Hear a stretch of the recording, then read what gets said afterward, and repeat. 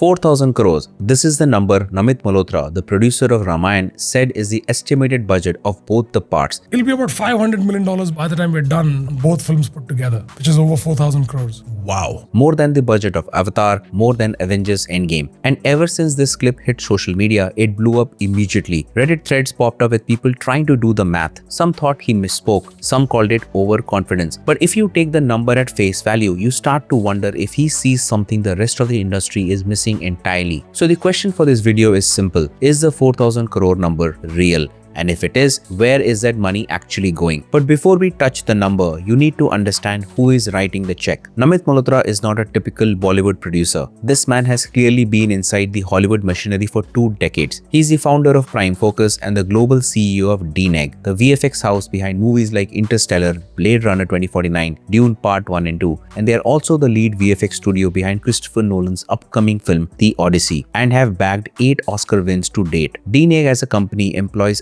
thousands of artists across London, Vancouver and Mumbai. They are the people who figured out how to make the black hole in Interstellar look scientifically accurate. So when a Hollywood studio needs something on screen that has never been done before, they call Namit Malhotra. You're goddamn right. But here is the thing, he also owns a VFX studio that is doing the work. So when he says the budget is 4,000 crores and DNEG is handling the visual effects, some of that money is effectively moving from one of his companies to another. That matters when we talk about what the real cost is. Keep that in the back of your mind because we will revisit the concept of real cost later in the video. We have almost 10,000 people totally that have worked on Ramayana. We have teams all the way from Canada, UK, Australia, Europe, and every corner of India. Now let's start with the most visible expense, the people on screen and behind the camera. Ranbir Kapoor plays Lord Ram, who is charging an estimated 150 crores for both the parts. For context, that is roughly $18 million, which is actually in line with what Hollywood pays its lead actors on big franchise films. It is high for India but not absurd by global standards. Yash plays Ravan, is reportedly charging approximately 50 crore per part, which is a significant rise in his fee post the success of KGF. Sai Pallavi as Ma Sita, her reported fee is around 6 crore per part, that is roughly 12 crores in total.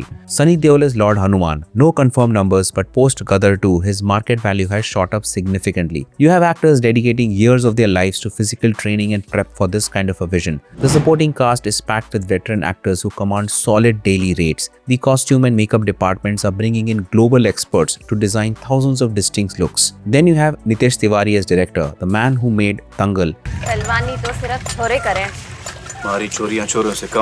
Still the highest grossing Indian film ever. On a project of this scale, he would command a premium. But the real jaw-dropper in the talent department is the music team, Zimmer and AR Rahman. When you hire 2 composers at that level and ask them to collaborate, you're not paying for one soundtrack, you are paying for 2 of the most expensive composers in the world to create something together. Rahman himself said in an interview that Zimmer's name alone will make non-Indian audiences pay attention. And bringing him almost like an ambassador to the world, to non-Indians. His name is going to make many people watch the movie. That is the point. The music budget alone could run into tens of crores. Getting Rahman and Zimmer to work together means renting out massive scoring stages. You're paying for 100-piece orchestras in London or Los Angeles. You're paying for top-tier audio engineers to mix everything perfectly for massive IMAX theater speakers. Beyond the names you know, the crew includes Ramsey Avery, production designer from Guardians of the Galaxy Volume 2, and Ravi Bansal, who worked on Dune 2. These are the people who have vast experience in production design and figuring out VFX workflows. Ramayana as a story has a lot of action, and that is where the budget really bleeds. They brought in Guy Norris to be the stunt director, who has previously designed the insane car chase sequences in Mad Max Fury Road. Now he is building massive practical stunts and blending them with heavy computer-generated battles for this epic. Then you have Terry Notary, who is an absolute legend in motion capture work. He worked on Planet of the Apes and Avengers. For this project, he serves as a motion capture performer and action choreographer. He is specifically focusing on bringing characters like Lord Hanuman to life physically. When you hire these guys, you aren't just filling basic crew roles. You're paying top dollar for decades of highly specialized Hollywood experience. They know exactly how to make a digital character feel perfectly real in a giant fight scene, and they cost accordingly. This brings us to the technology, which separates Ramayana from every other Indian film ever attempted. I've already covered DNEG, so I won't spend more time on it, but instead take you straight straight to motion capture technology which was used in Interstellar, the 86 camera volumetric capture rig. This rig captures the full geometry and texture of an actor's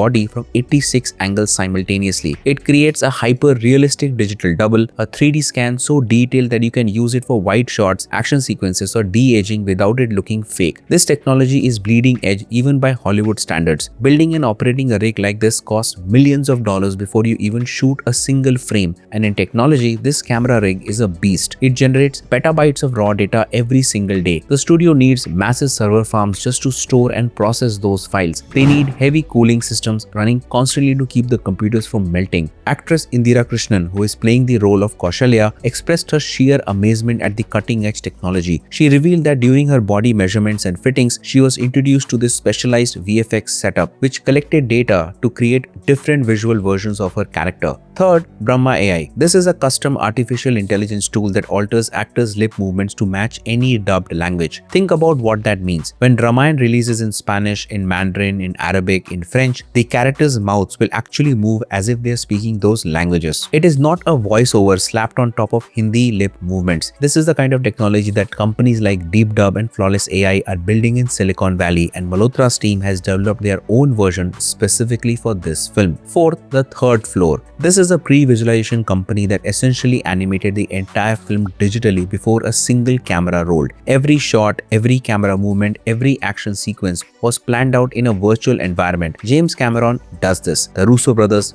do this. It is expensive, but it means you do not waste a day of shooting, figuring things out on set. Fifth, virtual production using Unreal Engine. Instead of shooting on a green screen and hoping the lighting matches later, the production built digital sets, entire cities in Unreal Engine, and projected them onto massive curved LED walls on the sound stage. When the camera moves, the background shifts in real time with the correct perspective. The light from those walls falls naturally on the actors. The reflections in their eyes and on their armor are real. This is the same technology used on The Mandalorian, and it is not cheap. Those LED walls cost lakhs per square foot to build and operate. Even building a digital city in Unreal Engine takes thousands of man-hours. Artists have to design the dirt on the streets and the specific way sunlight bounces off a golden pillar. It takes an army of highly paid technical artists working around the clock to make sure none of it looks like a cheap video game. Sixth, the entire film is shot for IMAX. That means higher resolution cameras, larger data pipelines, more expensive post-production workflows. When you stack these 6 technologies together, you start to see why the number is not 500 crores or 1000 crores. Each layer adds a cost that most Indian productions simply never encounter. This brings us to the cost of marketing. But before that, I have a very small request. If you're enjoying this deep dive, please support this channel by clicking the subscribe button and turning on notifications. We are building a real community here for movie lovers, and I would love for you to be a part of it.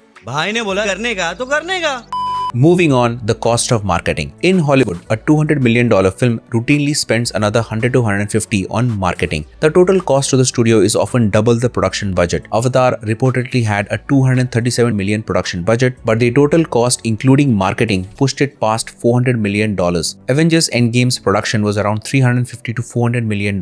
Marketing was another $150 to $200 million. So when Namit Malhotra says 4,000 crores for both films, he is including the cost of making audiences in Brazil, Germany, Japan and the United States care about an Indian epic they have never heard of. Global marketing is an entirely different game. It goes way beyond releasing a trailer on YouTube. We're talking about massive billboards in Times Square and buying premium ad space during huge global sporting events. It means flying the cast around the world for massive press junkets in London, Tokyo and Los Angeles. They have to partner with international brands to get the movie posters into grocery stores and fast food chains. You have to spend millions just to educate a foreign audience on what the story even is before you can ask them to buy a ticket. That is the real gamble here. Even if every single Indian who watches films in theaters showed up, the domestic ceiling is probably 1,000 to 1,500 crores and not enough to recover 4,000 crores. The strategy is explicitly global. AR Rahman has said Hans Zimmer's involvement is specifically designed to signal to Western audiences that this is a serious cinematic event, not a regional curiosity. The film is being dubbed into dozens of languages with Brahma AI ensuring the lip sync does not look awkward. The IMAX release strategy targets premium screens worldwide. The marketing spend alone on this film could exceed the entire budget of most Indian blockbusters. Now coming to the question, Is the number even real? Not everyone believes the 4,000 crore figure. Several trade analysts have estimated that Part 1's actual physical production budget is closer to 800 to 900 crores, which is close to 100 million. The argument is that Malhotra is bundling the combined cost of both films plus marketing plus the value of DNEG's in-house services at market rates and arriving at a headline number that serves as marketing in itself. There is another angle to consider here. Sometimes studios leak massive budget numbers on purpose as a defense mechanism. If you loudly announce you're spending 4,000 crores on a Diwali release, no other studio will dare to put their movie out on that same weekend. It secures your theatrical run. Sanjay Gupta, the filmmaker, put it bluntly on Twitter. He said, Matrix, Lord of the Rings, Avatar, Dune, all films with groundbreaking, never seen before VFX. None of them spoke about their budget before release. They let the work speak for itself. The implication was clear. If you have to tell people how expensive your film is, you are selling the price tag, not the film. When the Lord Ram teaser dropped in April, the reaction was mixed. The visual references felt borrowed,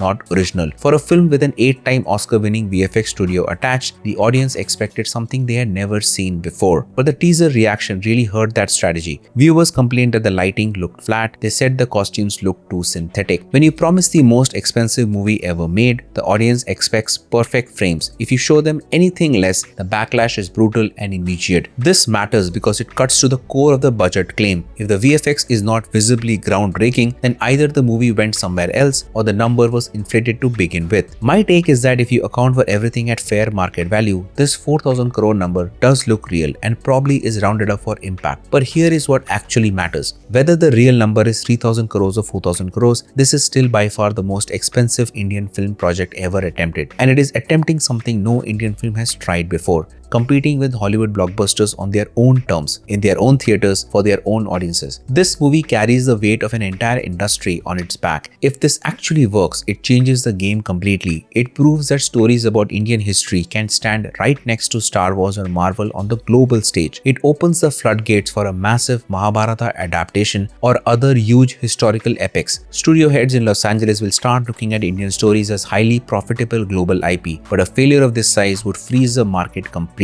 Nobody would dare to make an Indian movie on this scale for another 20 years. The real risk is not whether Namit Malhotra is exaggerating by a few hundred crores. The real risk is whether a global audience, not just the diaspora, but people in Ohio and Manchester and Sao Paulo who have never heard of Ramayana will buy a ticket. Because if they do, this film changes what is possible for Indian cinema. And if they do not, it becomes the most expensive lesson in hubris the industry has ever seen. That is my breakdown of the 4,000 crore Ramayana budget. Now I want to hear from you guys. Do you think the number is real? Do you think Namit Malhotra can pull off $1 billion global box office for an Indian epic? Or is this the biggest gamble in Indian cinema history? Let me know in the comments below. Subscribe if you haven't already and check out our latest video on Bobby Deol's comeback right here. Thanks for watching and I'll see you in the next one.